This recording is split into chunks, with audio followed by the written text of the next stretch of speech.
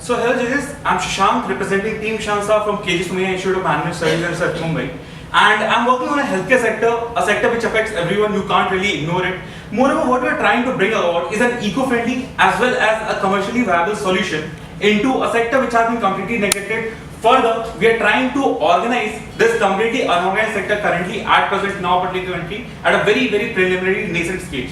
Move next. So in terms of the hook and problem background, now in any medical institution, around 80 to 90% are the general waste categories which we are not targeting. We are only targeting the 10 to 20% of the toxic waste categories out over there, which have the potent viable measures of increasing those particular diseases. Now, it was a WHO report in 2000, around 2.1 million hepatitis B infections, 2 million hepatitis C infections, and around 260,000 HIV infections were just caused because of improper handling of these 10 to 20% of the toxic waste categories. The problem being faced by the currently existing technologies at present, incineration already a banned concept in most of the European Union and the American continent nations. Why? Because it directly produces dioxins, furans and carcinogenic gases. Still we use it because first of all it's the cheapest source. Moreover, you can actually dispose of around 90% of the total biomedical waste categories through this.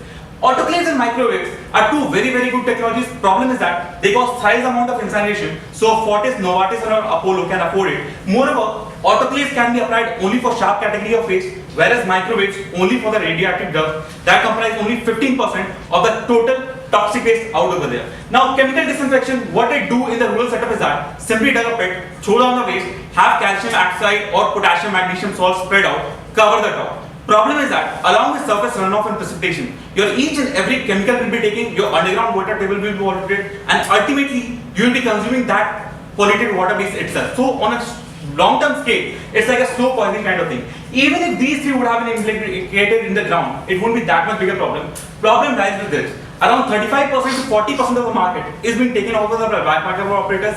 What they simply do is that take the waste from the cities, dump it somewhere 100 km off in the periphery of the cities, and the local population coming in the vicinity getting contagious exposure through those particular waste thrown out in the open out over there, resulting in these reports out in this particular moment. Now, what solution we are proposing is that an in situ chemical reaction process comprising of calcium oxide of a concentration of 65% to 90%, including fly ash, along with water acting as a whole initiator of the reaction.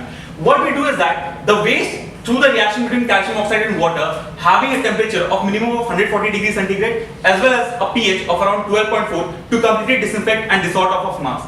Any existing technologies currently either uses the temperature and the pH. Here we have included both these kind of things so that there are no any chances of biomedical organisms surviving the whole reaction mix.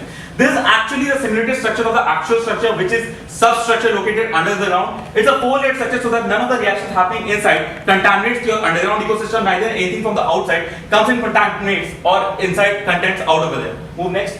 Now this is a pilot that we did in Baramati while we were actually pivoting whole proofread of our plan. This is the actual structure out over there.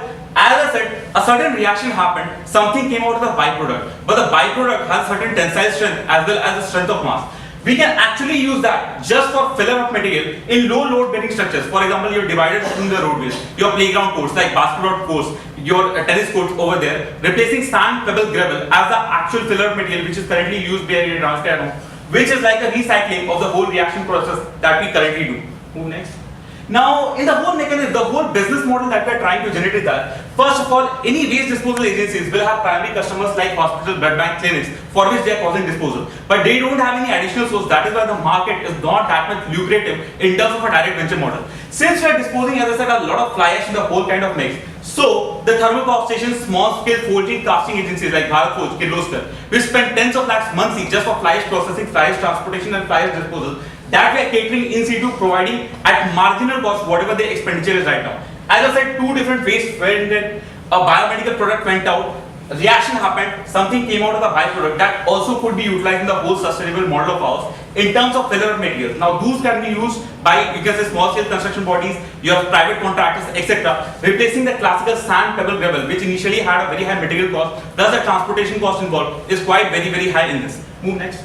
Now, in terms of market analysis, is it that really huge a venture that can be scaled up in a private model? Now, let me give you a figurative aspect. For a 15,000 population, a normal village, around 50 beds is required minimum. The total waste generated is around 75 kgs. Our particular pathological waste categories is something around 18 to 20 kgs. Let's scale it up to Pune city for a 40 to 60 lakh population. You have around 5 to 6 tons per day. On a countrywide basis, you have around 100 to 120 tons per day. But this is a basic which the government has to do.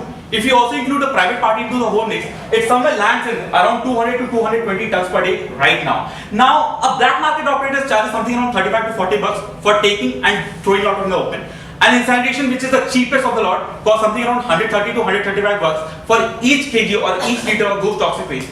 Our particular proposition is something in around 50 to 55 rupees per kg or per liter kind of thing. So if you just transform it into a figurative model, something around 250 kilos corresponding to 100 to 120 tons per day. As I said, the actual figure is something around 200 to 220 tons per day being generated on a daily basis.